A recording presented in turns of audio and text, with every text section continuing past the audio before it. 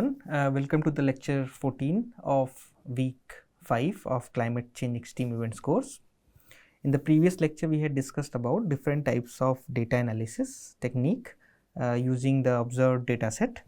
For example, we talked about trend analysis, we talked about converting data set into frequency domain, we talked about how do we select the peaks or threshold based approaches, or how we can apply the block maxima approach to extract the different peaks or maximum values or minimum values from the data set, and then we can do that analysis. So, look at whether your extreme events or particular type of extreme disasters are increasing or decreasing, or what is their overall pattern. Then we also talked about different types of seasonal component in the data set, which can also be utilized to understand what is their seasonal behavior.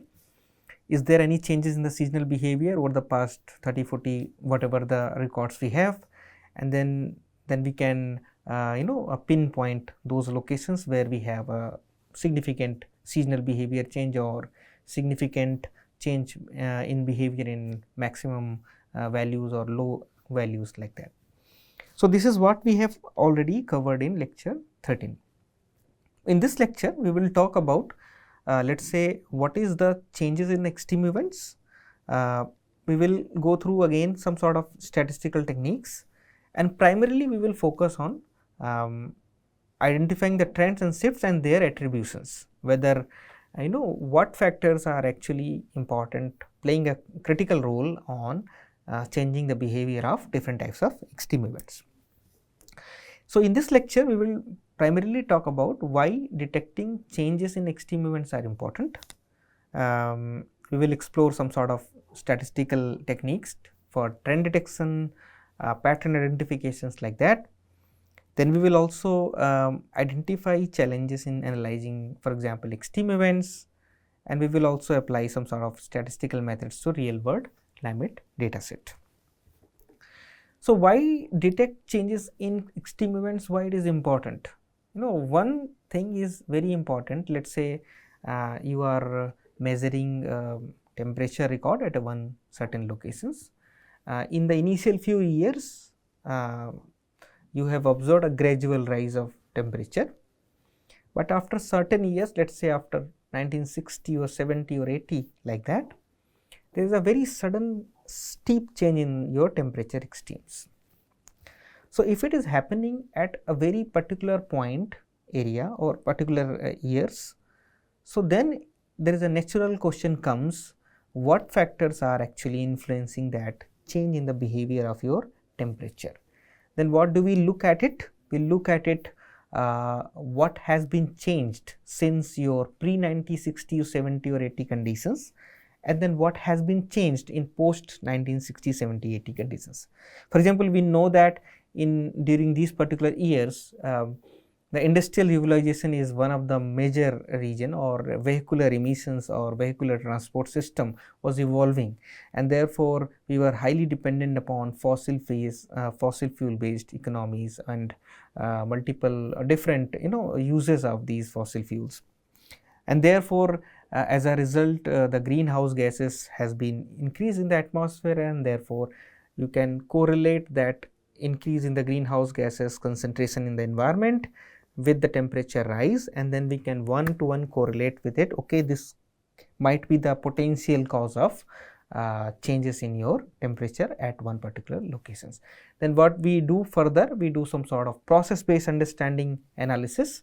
So, whether one particular process is actually responsible for changing the behavior of the system, or it is just a correlations. We are just using some sort of correlations between two variables and then trying to figure it out what is the relationship, but actually in the real conditions there is no correlations or relationships exist at all.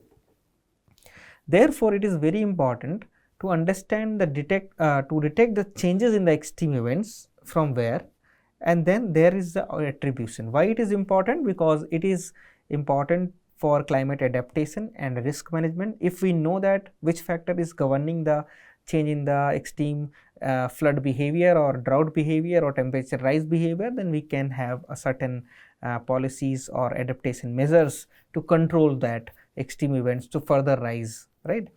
Then we can think about understanding the climate variability trends, what is the pattern, what was the historical pattern, how it is going to happen in future on different emission scenarios like that. So, application of these changes is we can do flood frequency analysis, we can do heat waves intensity trends analysis, extreme precipitation shifts like that. So, these are some of the examples where we can apply the detection of changes in the extreme.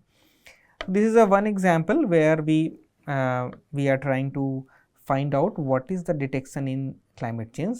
So, for example, let us say you have collected the station data at one particular location, or let us say it is based on district or a particular state or country, where you have collected the high frequency daily data or any sub daily rainfall amount or temperature amount like that.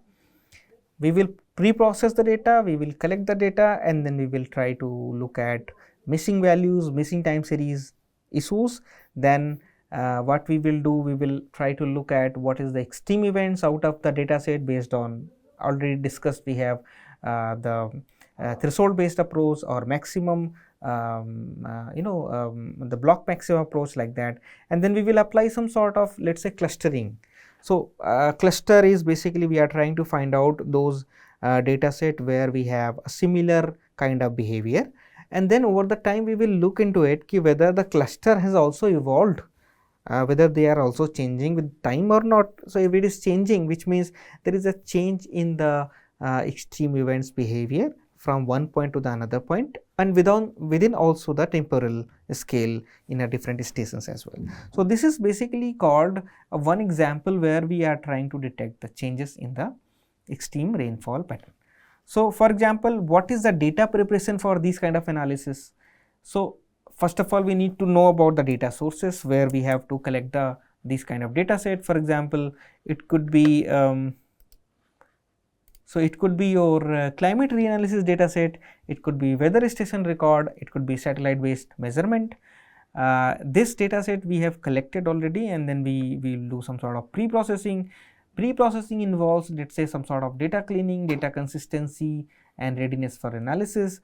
Once we have already done this, we will basically use some sort of database management and plus supercomputer analysis to understand what is the historical trend, what is the future scenario, what is the forecasting, what is the overall changes in the climate behavior or atmospheric monitoring. And then once we have captured all this information, that can be delivered to several different sectors of our community. For example, industry people needs a very specific type of data set, or government and policymakers needs very different types of data set. For example, the casualty of flood, or which area is, let us say, highly vulnerable to drought conditions or flood conditions or heat waves conditions like that.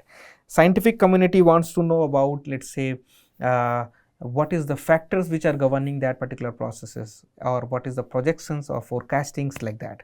So, therefore, this is how basically we prepare the data, and then we do some sort of these types of analysis.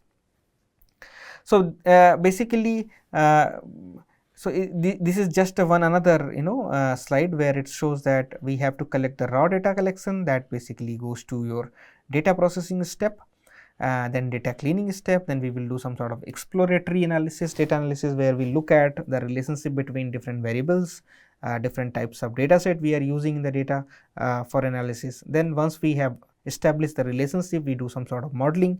Modeling is very simple, it is just the mathematical equations where we are using the input data set and trying to figure it out what is the variables, or let us say y is equal to mx plus c. It can be one very simple model where x is your input and y is your output, where given the condition that m and c is your parameters. So, therefore, it is kind of a modeling where we have set up the mathematical equations.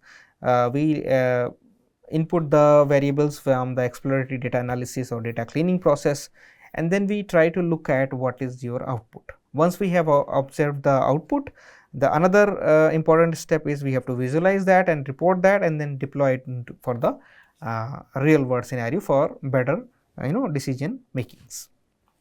So, in order to do all these kind of change detection analysis, one of the primary analysis is GEV or GPT.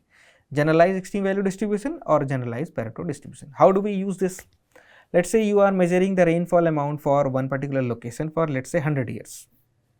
You have calculated the maximum rainfall amount based on block maxima or precisely annual maximum series analysis. For each year you are selecting one particular maximum value. Okay. Now you have 100 years record. You divide your data set into two parts, 50 years first part, 50 years second part, and then you do some sort of extreme value analysis and try to calculate the return period. Okay. For 50 years first part you calculate 10 year, 20 year, 30 year, 50 years return period magnitude, and for the second part you again calculate the 10 year, 20 year, 30 year, 50 year return period magnitude. Then you try to compute and compare what is the difference between the return level of these two data set. Once you observe there is a significant change in your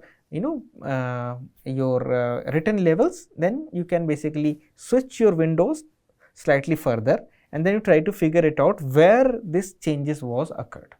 So it is kind of a sort of frequency domain analysis where we are looking at where your flood magnitude has been actually changed because of some sort of human activities, climate disturbances like that.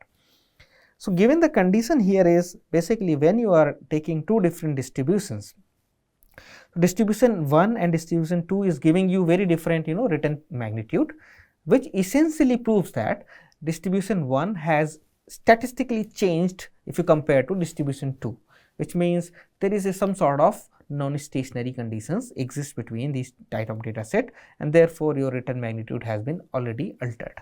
So this is basically a kind of analysis where we can do some sort of change detections. There is another change detection method is, let us say we have 100 years record of rainfall or temperature and we basically fit a linear trend, or we can look at it whether at what point of time the data has been shifted to some increasing or decreasing or monotonous, there is no change like that. So that is one point where we can look at linear regression trends, change point detections, so or Mann-Kendall test or sense slope estimator. So Mann-Kendall test and sense slope estimator is kind of a linear regression test where you are trying to get the idea about what is the trend, whether is a trend exist in the data set or not. There is another test which is called, for example, here we have two different examples which is basically shows that whether your time series is continuously increasing or time series is continuously decreasing like that. So there is another test which is called change point detection, which is Petite test, which is also very useful. For example, let us say you have 100-year records of rainfall or temperature at one particular point and there is a sudden break appears in the data. Suddenly your data has been shifted completely new threshold level. So what we have to do here? So we have to look at this data set and we can try to find out at what point of the time in your years, for example, where your data has been shifted completely or it has been some sort of jump from the original data set. So this kind of the analysis called which identifies the abrupt shifts in the climate extreme patterns. Primarily we use the Petite test or Bayesian change point detection. These are the tests which are very common and very, so it's available in R programming language or MATLAB or Python, where you can directly call these functions, and if you have the data set you can directly calculate the change detection in your time series data. So it is basically useful in detecting the shift in the flood intensity after, let us say, dam construction, or let us say there is a water set where you are continuously measuring the runoff at the outlet of the water set, and after some year, let us say post 1970 or 80, we have seen significant deforestation in the water set. So let us say if you have 50, 60, 70 years of the data set at one particular point, we can basically find out at what point of time the changes in the forest cover has amplified your extreme values or extreme runoff or altered the extreme runoff magnitude at the outlet point. This can be also be done by using this change point detection analysis.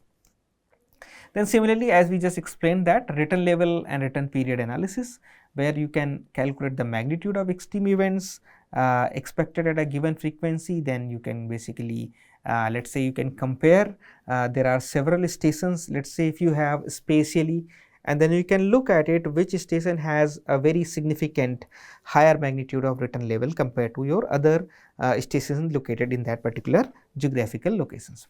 You can basically also calculate return period, average time period between the events, and then you can also compare whether a certain threshold of or certain magnitudes of a event is highly frequent in one particular location or not very highly frequent in another locations. So, this kind of analysis we can also do by comparing the return period or frequency domain analysis, or you can basically fit the GV fitting or GPD fitting in the data set, and then you can calculate these results. Then another important thing is, so this is all about detecting the changes in the time series, whether you have any particular year where your time series has been significantly shifted to one another behavior like that. So, this is basically called the change detections algorithms. Now, the another question is basically how do we know that okay, this change is occurred in a particular location is because of the humans, or let us say it is because of the climate change, or it is because of some sort of natural variability. So, therefore, there is some methods which are there which can be applied to calculate the role of the different processes, that is called fractional attribution of risk, FAR, or probability ratios. So, these are the methods which basically can be estimated, can be applied in calculating the, let us say, attribution of heat waves to anthropogenic climate change. For example, let us say we have a disaster displacement risk, we have to basically compare what kind of the factors which are responsible, non-climatic factors, or whether we have extreme weather events, and what is the overall role of the anthropogenic climate. So, based on this particular test, we would be able to find out how much percentage of these factors are responsible. Once we know that, this is very useful for disaster displacement risk. We have to prepare for responses, we have to adaptation for in situ analysis, then we can think about several types of applications for disaster displacement or immobility, or let us say we can compare how do we successfully adopt in situ measurement or some other measurement for reducing the disaster displacement risk in a certain region. So, basically this is the analysis where when we know that this is the factors which are responsible for these types of changes, we have input data set, we have risk drivers, we can identify what kind of the drivers which are posing significant risk to the to the pattern or response of that behavior. Then we accordingly we basically can frame out other different types of policies for their mitigation steps. So far we have talked about single variable analysis. Let us say we are measuring the rainfall, then we are measuring the temperature, we are measuring wind velocity, or we are measuring relative humidity, like that. But in the meteorology or hydrology, it is very important to understand that all these processes are not happening in a silos. All these processes are happening at the same time. Therefore, these processes are somehow interacting with each other. So, let us take example of heat waves and drought. So, we have observed there are significant phenomena that when heat waves occur, there is a highly likely possibility of drought events, because it is already increased the temperature of your near surface air masses, and therefore, it enhances the evaporation of surface water bodies. Once the surface water bodies has been evaporated quickly, the people who are residing near to those regions start exploiting the groundwater resources, and therefore, it can be a sort of a positive feedback of increasing the drought risk in those regions. So, therefore, in the natural world, whatever is happening, it is not happening alone. There are multiple processes which are responsible for it, and that is why the analysis called multivariate approach is important. What is multivariate? We are not only focusing on one type of extreme, rather than we are focusing on multiple extremes at the same time. let's say maximum temperature, maximum rainfall, maximum wind velocity, like that, and then we can club it together and we try to find out what is the mutual behavior or the joint behavior of all these 3 or 4 variables together. So, that is called multivariate analysis of climate extremes, when we know that there are interconnection between all these different extremes which are happening at one particular location. Suppose if you take the example of national capital of Delhi, okay. So, there you have measuring the rainfall and you have also measuring the temperature and you are also measuring the wind speed. So, now we can think about a hypothesis that whether extreme high magnitude of temperature with low magnitude of rainfall with high intensity of your wind velocities has been increased in the past or not. So, these are a very good ingredient of your heat waves which can propagate and which can basically affect your crop yield, forest fire hazard, or let us say multiple linked hazard in that particular region. So, this is what we can basically look at it and we can try to understand what is their multivariate interactions. One of the very important concept in multivariate approach is Kapula model. Kapula is very famous modeling where we can joint 2 or 3 or more than 3 bivariate and trivariate is very common. So, these kind of the analysis we can do and we can try to integrate their joint probability CDF functions together with some sort of link functions, and then you can make a kind of mathematical model where it has a joint behavior of your rainfall, temperature and wind speed at the same time. So, using this Kapula model we can basically try to simulate what would happen if these conditions will occur. So, Kapula model essentially tries to look at the interdependencies or interrelationship between multivariate variable and then try to model those interdependencies using your known data set. So, this is what Kapula model can be do. You can I would encourage that you can read these high advanced models and you can apply in your research. Then there is another method is called principal component analysis, PCA. So, PCA is very common. Let us say if you have multiple variables is another problem is maybe 2 variables giving you the same information. So, is it justified that you should use all these variables together, or is it okay if I optimize the variable and then I can take in the model? So, basically there the principal component analysis plays a very critical role. Let us break this problem in another way. Let us say if you have 2 variables, variable A or B, and you try to make a scatter between these 2 variables. If you have make the scatter between these 2 variables, it is might possible that you get some sort of R square value correlation. Let us say R square is equal to 0.8. What do you mean by this 0.8? Which means 80% of the data in A is also present in the 80% similarity of the data in B. Only 20% of the dissimilarity exists between variable A and variable B.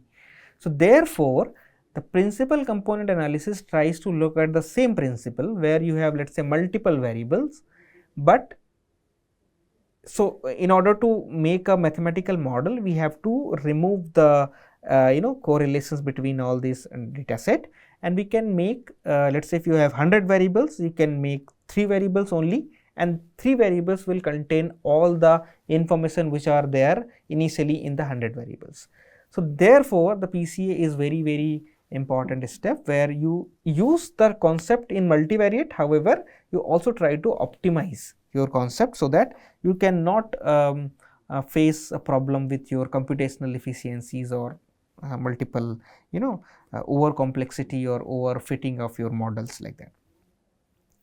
Then there is another model called analysis called spatial analysis of extremes, where you look at the pattern at different locations and try to map those patterns in a spatial plot, or essentially it kind of a raster plot where you have multiple data points, you have some sort of different models, and then you can try to look at you can compare them and you can try to figure out which one is giving the best result. So, spatial analysis can also be mapped for different geographical locations where we have multiple data points at different locations, and that can be also be done for comparing their mutual behaviors. So, there are several applications in climate science. For example, the trend analysis or tropical cyclone intensity can be modeled by using the observed data set, and then you can fitting the linear regression lines, and that can give us a slope value which basically tell us whether a particular type of extreme tropical storms are increasing or decreasing and what is happening overall like that.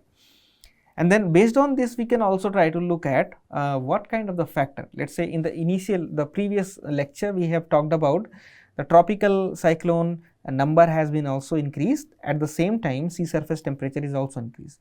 So, there is a highly likely that these two variables are mutually dependent. So, therefore, we can do that kind of trend analysis, we can try to figure out what kind of factors which are responsible. The case study 2 is basically shifts in, let us say, monsoon rainfall pattern. So, initially we have something different pattern, now we have statistically significant trends in different parts of the world, India, and we can look at it what is the changes which happen in last decades compared to the baseline scenarios. Whether we have an increased amount of rainfall, decreased amount of rainfall like that, that can be also be look at analyzing the extreme rainfall properties or rainfall behavior spatially. Then is another very interesting analysis is called drought analysis, although this is a univariate analysis, but based on this you can create multiple multivariate variables. So, suppose if you are measuring SPI, standardized precipitation index, you can basically calculate how many days you have a very high SPI or how many days we have very low SPI.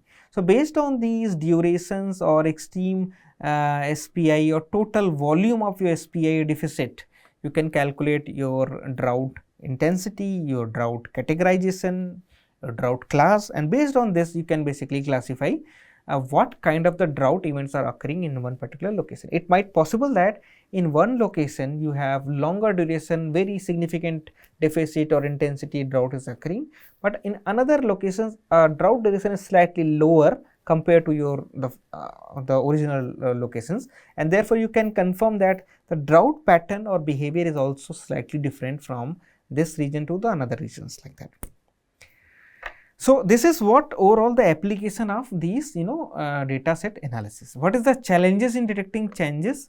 So, in the previous lecture we have also talked about, let us say if you have incomplete historical records, that might give you some sort of bias results, because we do not know exactly what is the data which was initially filled in that place, but now it is missing.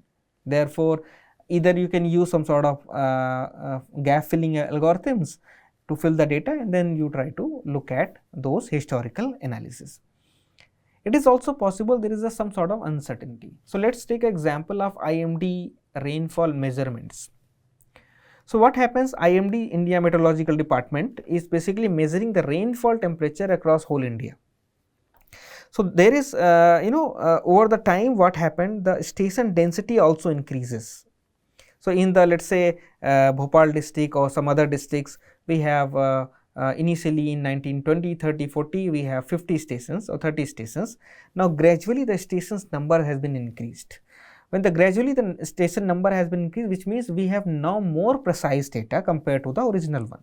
So, which means the historical data might have a higher uncertainty compared to the present conditions, and therefore, when we are using some sort of data, input data for these kind of analysis, we have to also very sure about what is the uncertainty present in the observational data set. What is the statistical challenges?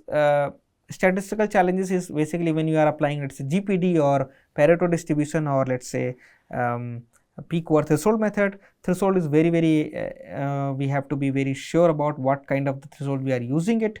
All we can use automatic detection of threshold method to quantify where we have the thresholds.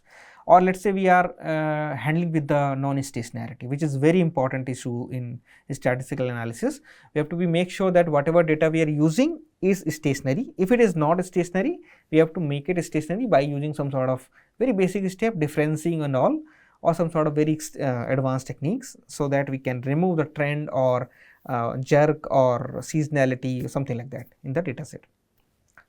So, uncertainty is a very important concept in the the data set or climate data science.